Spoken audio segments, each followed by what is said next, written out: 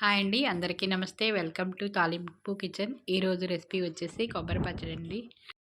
ముందుగా బాండీ పెట్టి నూనె వేసి దాంట్లోకి మెంతులు, పోపు గింజలు,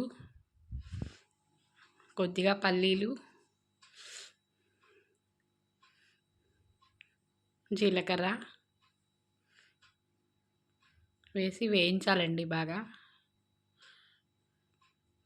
బాగా వేగిన తర్వాత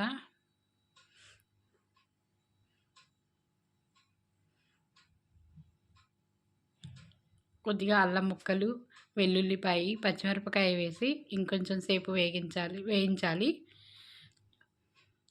పచ్చిమిరపకాయ ముక్కలు బాగా వేగాక వేద్దాం 2 నిమిషాలు.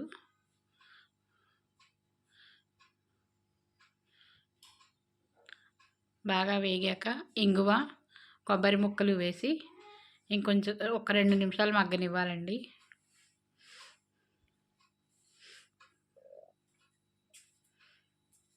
దాంట్లోకి పసుపు, రుచికి సరిపడా ఉప్పు వేసుకొని,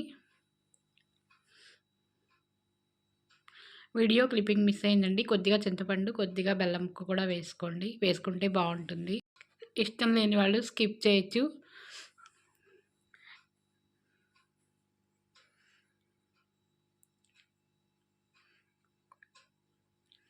ముక్కలు జార్లోకి తీసుకొని అన్ని మిశ్రమాన్ని మిక్సీ పట్టుకోవాలండి.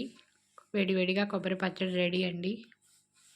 ఈ వీడియో నచ్చితే లైక్ చేయండి, షేర్ చేయండి, సబ్స్క్రైబ్ చేయండి. మరిన్ని వీడియోలతో మీ ముందు ఉంటానండి. ప్లీజ్ సబ్స్క్రైబ్ చేయండి.